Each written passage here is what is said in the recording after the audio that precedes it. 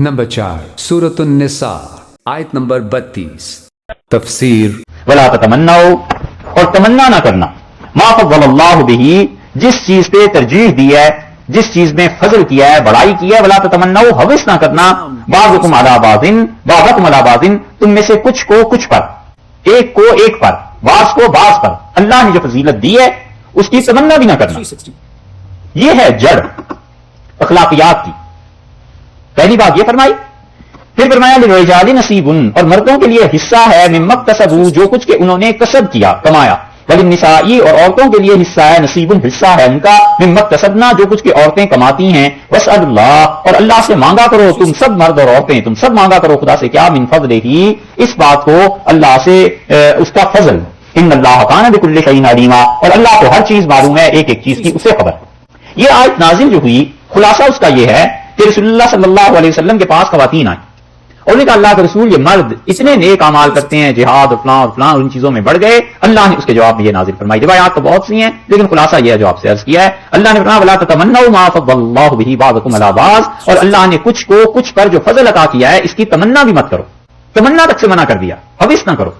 इसका मतलब ये कि तमाम वो अमूर जो मर्दों में एक दूसरे के मुकाबले में, औरतों में एक दूसरे के मुकाबले में, तमाम वो काम जो तुम्हारे अपने इख्तियार के नहीं है, गैर इख्तियारी हैं, उनमें तमन्ना करना भी छोड़ दो, मत तमन्ना उसकी करना, क्योंकि तमन्ना करेगा तो हसद पैदा होगा। और जिस चीज अपने इख्तियार में नहीं है उसकी क्या तमन्ना है? औरत तमन्ना करने लगे कि काश मैं मर्द होती, तो भी ये तुम्हारे कब्जे में है, और मर्द तमन्ना करने लगे कि काश मैं औरत होता। अल्लाह ने फरमाया तमन्ना भी ना करो इसकी, जो चीजें तुम्हारे अपने इख्तियार में नहीं। उसकी मिसाल, मर्द आपस में ये तमन्ना करने लगे कि फलां बहुत खूबसूरत है, काश मैं भी ऐसे ही होता। इस तमन्ना का क्या माहसल है? क्यों ऐसे कहते?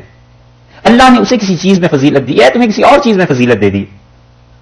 मुमकिन है उसने जहानत इतनी ना हो जितनी तुमने रखती है। मुमकिन है उसको उसके कद की लंबाई नुकसान ना दे, अगर तुम इतने बड़े होते तो बहुत सी मखलूक को पांव तले रोन देते। तो जो चीजें अपने इख्तियार में नहीं है उसकी तमन्ना ही ना करो। तमन्ना करोगे तो हसद पैदा हो जाएगा, और हसद नेकियों को बर्बाद कर देगा। इसलिए गैर इख्तियारी अमूर में तमन्ना ही नहीं करनी चाहिए। उसे इतना पैसा खुदा ने क्यों दे दिया, मुझे क्यों नहीं दिया? तमन्ना करे इतना ही पैसा मुझे भी मिल जाए, तो मालूम हुआ कि वो तो इतने पैसे के बावजूद नेक ही रहा, खुदा से ताल्लुक रहा, और यहां पैसा आने की देर थी, बस फिर सारी खुदा की नाफरमानियां शुरू हो गई।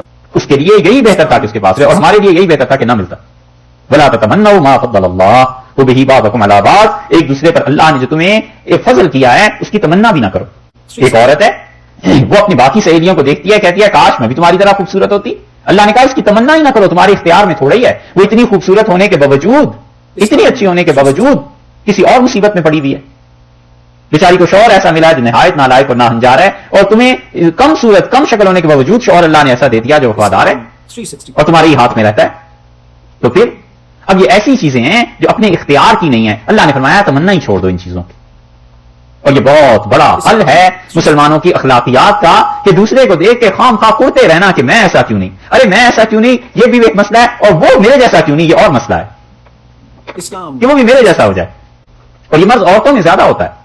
देखती रहेंगी गौर से, और जाकर सारी रिपोर्ट घर पेश करेंगी। वालिद को अगर शादी नहीं हुई तो पेरेंट्स को, भाई को, मेरी फलां सहेली ऐसी थी, और अगर शादी हो गई तो फिर तो शौहर बेचारा बख्शा गया, और रोज सुनेगा कि आज फलां ने ये कहा, आज फलां ऐसी थी, और आप ऐसे हो गए, और आपने हमें ऐसे नहीं रखा। अल्लाह ने कहा बिल्कुल इस चीज की हविस ही छोड़ दो, जो जिसके साथ है ठीक है। अल्लाह का फजल है, और फजल खुदा का बगैर इल्लत के है, तुम उस फजल की तकसीम नहीं कर सकते। यह बुनियाद है हसद की, कि आदमी गैर इख्तियारी चीजों पर अपने आप को दूसरों से मुकाबले में ले आए। हसद ऐसे शुरू हो जाता है। एक साहब थे, किसी बुजुर्ग के मुरीद थे, बड़ा सा खिदमत करते रहे। एक दिन कहते हैं वो बुजुर्ग ऐसे थे, उन पे एक हाल तारी हुआ, और उन्होंने कहा भाई अल्लाह ताला ने फरमाया आज रात जो हम मांगे में दिया जाएगा, तो दुआ मांगते हैं, तुम्हारे लिए भी मांगे, तुम इतने अच्छे से खिदमत कर रहे हो तो क्या मांगे? उन्होंने कहा हजरत सब कुछ अल्लाह का दिया हुआ है। उनका नहीं बताओ। उनका नहीं हजरत आप यहां आए यही बहुत बड़ी चीज। इसरार ज्यादा किया जब, तो उनका हजरत घर की बड़ी तकलीफ है, घर नहीं है, मसला है, आप दुआ फरमा दें, घर अल्लाह ताला दे दे। तो दुआ कर दी, सामान हो गया, घर बना लिया। अब मोहल्ले में जो देखता था कि इन सूफी साहब का घर बन रहा है, बड़ा हैरान कि जनाब पैसा कहां से आया। वो एक को ज्यादा जो तकलीफ हुई तो उसने पूछ ही लिया। उसने कहा हमारा घर तुम्हारे पड़ोसी हैं, हमने तो इतने बरस में इतना बड़ा घर बनाया, तुमने कहां से? उन्होंने साफ साफ सीधा सुविधा बेचारा बता दिया कैसे हुआ। तो भी चले गए खानकाह में, वो करते रहे खिदमत। कहते हैं करने के बाद हजरत पे फिर वही हालत आई, तो अब हजरत ने इससे पूछा कि तुम बताओ क्या चाहिए। अब इससे पहले तो टाल मटोल से काम लिया, जब उन्होंने इसरार किया तो कहते तो हमारा पड़ोसी था, आपकी खिदमत करता रहा, सूफी को आप जानते हैं। हाँ। उनका हजरत वो उनका बहुत बड़ा घर फरमाया तुम्हारे लिए भी घर की दुआ करें। उसने कहा हजरत नहीं, मेरे लिए घर की दुआ ना मांगे, मेरा तो घर उससे भी बड़ा अल्लाह ने दिया है, साथ ही बराबर में रहता हूं, बस ये दुआ मांगे कि उसका घर बर्बाद हो जाए। وہ اجڑ جائے کسی طرح. یہ ہے حسد کہ اپنے آپ کو کچھ ملا یا نہیں ملا دوسرے کے پاس یہ کیوں ہے. مسئلہ یہ ہے سارا. اللہ نے کہا ہے جو چیزیں تمہارے اختیار میں نہیں ہیں ان چیزوں کی تمنا ہی چھوڑ دو, حوث ہی نہ رکھو, اس لیے کہ یہ تقسیم اللہ کی ہے, تمہاری تھوڑا ہی ہے. اور کرنا کیا ہے اگلی بات فرمائیے, بلکہ للرجال نصیب مما اکتسبوا, مردوں کے لیے وہ اعمال ہیں جو ان کا حصہ ہیں, وللنساء نصیب مما اکتسبنا, اور عورتوں کے لیے وہ عمل ہیں جو انہوں نے کیے ہیں. جو خیر کے کام مرد کرتے ہیں ہم انہیں حصہ دیا ہے, اس پہ ثواب دیں گے. جو خیر کے کام تم کر رہی ہو تمہیں حصہ دیں گے. ایک دوسرے کی تمنا کیوں کرتی ہو؟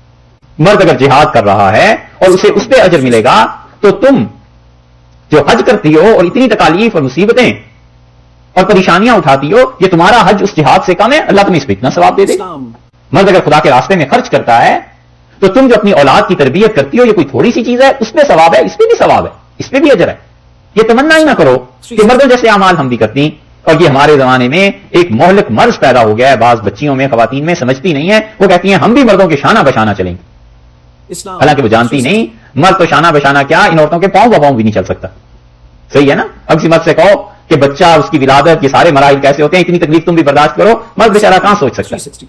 اللہ نے اس میں بھی اجر رکھا ہے سارے مراحل میں. اور سب سے بڑی چیز جو اللہ نے عورت کو دی ہے اس کی اولاد کی تربیت ہے. صاحب سبحان اللہ, کیا کہنے. وہ اپنے بچوں کی تربیت کر لے ٹھیک, اور ٹھیک انسان بنا کے اپنے بچوں کو اس معاشرے میں بھیج دے, وہ اتنا بڑا کام ہے, اتنا بڑا کام ہے کہ اس کی جوتی پہ 1000 مردوں کے اعمال قربان, کیونکہ اس نے اپنے بچوں کو بھیجا ہے. تو لوگوں نے دیکھا کہ اچھا ایسے انسان ہوا کرتے ہیں, ایسے اچھے لوگ ہوا کرتے ہیں.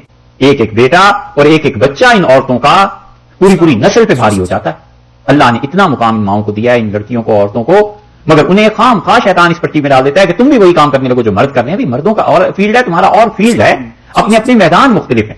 شیر یہ تمنا کرے کہ ہاتھی بن جائے, اور ہاتھی یہ تمنا کرے کہ شیر جیسے کام کروں, تو غلط بات ہے. دونوں کی طاقت کے فیلڈز الگ الگ ہیں, دونوں کی طاقتوں کو اللہ نے الگ الگ جگہ پر رکھا ہو.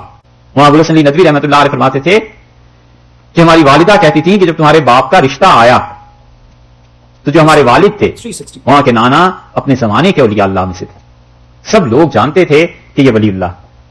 تو والد صاحب نے مجھے پیغام بھجوایا, یعنی اپنی بیٹی کو, کہ استخارہ کرو, اور عبد الحی صاحب ہیں سادات میں سے ہیں, ان کا رشتہ آیا تو تمہارا رشتہ کریں یا نہیں. حضرت فرماتے والدہ کہتی تھی کہ میں نے استخارہ کیا, اور جب سوئی تو اللہ تعالیٰ نے قرآن پاک کی ایک آیت مجھ پر نازل کی, اور جب وہ آیت خواب میں مجھ پہ نازل ہوئی تو اتنا ڈر, اتنا خوف تھا کہ شاید حضرت نے فرمایا تھا 20 یا 21 دن میں بول نہیں سکی زبان سے, اتنا خوف مجھ پہ طاری ہوا, بالکل اندر سے چپ ہو گئی. اور حضرت نے فرمایا, والدہ کہتی تھی کہ آیت انہوں نے پڑھی اور فرمایا اللہ تعالیٰ نے مجھے قرآن پاک کی یہ آیت دی تھی کہ کوئی شخص نہیں جانتا فلا تعلم نفس ما اخفی لهم من قرۃ اعین, کہ ہم نے کتنی بڑی چیز اس کی اولاد میں رکھی ہے جو اس کی آنکھوں کی ٹھنڈک. تو انہیں نہیں سمجھ آئی کہ یہ آیت کیا, اس میں آنکھوں کی ٹھنڈک میری کیا ہے. تو آنکھوں کی ٹھنڈک تو مولانا میاں صاحب رحمۃ اللہ علیہ ہوئے نا, یہ اس وقت اللہ نے انہیں بشارت دی جب کوئی سوچ بھی نہیں سکتا تھا کہ ایک ان کی اولاد میں سے اتنا بڑا آدمی پیدا ہونے والا. تو فرماتی تھی اندر سے گنگی ہو گئی, میں بول نہیں سکتی تھی. اللہ نے یہ آیت نازل فرمائی مجھ پہ, یعنی بھیجی. یہ چیز ہے یہ خواتین, اللہ نے فرمایا ان کے لیے وہ اعمال خیر ہیں جو وہ کرتی ہیں, اور مردوں کے لیے وہ ہیں جو وہ کرتے ہیں خیر کے اعمال. اور کرنے کا کیا کام ہے, وصل اللہ من فضلہ, اللہ سے اس کا فضل مانگتے رہو. تم دونوں عورتیں ہو یا مرد ہو, خدا سے فضل مانگو. فضل کا مطلب کسب اوپر کہا ہے نا, تو کسب کا مطلب یہ ہوا کہ اعمال کرنا. تو اعمال گناہ کے تو اللہ کو مطلوب نہیں, خیر کے اعمال مطلوب ہیں. اس کا مطلب یہ ہے کہ اللہ سے توفیق مانگتے رہو, مردوں تم بھی اور عورتوں تم بھی, کہ اللہ تمہیں کیا کرے, اچھے اعمال کی توفیق دیتا رہے. بس اتنی بات. حسن, دولت, پیسہ, کوئی بھی چیز جو تمہارے اختیار میں نہیں ہے, مت ایک دوسرے کو دیکھ کے تمنا کیا کرو. مانگنے کی چیز اللہ سے یہ ہے کہ اللہ سے مانگتے رہو کہ اللہ اچھے اعمال کی توفیق دیتا رہے. اللہ نے اگر خوبصورتی دی ہے, جوانی دی ہے, تو اللہ اس کی توفیق دے کہ ان کی وجہ سے میں گناہ کے کام میں نہ پڑوں. اللہ نے دولت دی ہے تو اللہ سے توفیق مانگتا رہے کہ خدایا یہ پیسہ تیری اطاعت میں استعمال ہو. اللہ تعالیٰ نے عہدہ دیا ہے, مت یہ تمنا کرو کہ مجھے بھی عہدہ مل جاتا, پتہ نہیں تم اس عہدے پہ پہنچ کے کتنے بڑے ظالم ہو جاتے. بھائی جو بھی اللہ نے دیا ہے بس اللہ سے اچھے عمل کی توفیق مانگو کہ اللہ یہ عہدہ آپ نے دیا ہے, خدا بندہ اسے خیر کے کاموں میں لگا دے. نہیں دیا, اے پروردگار جس مقام پہ بھی ہوں بس اللہ من فضل, اپنا فضل فرما, اللہ سے اس کے فضل کا سوال کرتے رہو. ان اللہ کان بکل شیء علیما, اور اللہ تعالیٰ ہر چیز سے خبر رکھتا ہے, ہر چیز کا اسے علم ہے, اسے پتا ہے کہ کس کو کیا چیز دینی ہے اور کس سے کیا چیز روک لینی ہے. اگر ہر چیز ملتی رہے تو انسان بہت جگہ پہ فرعون سے کم نہ رہے. وہاں روم نے اسی لیے لکھا ہے مثنوی میں کہ نفس مارا کم طرز فرعون نیز.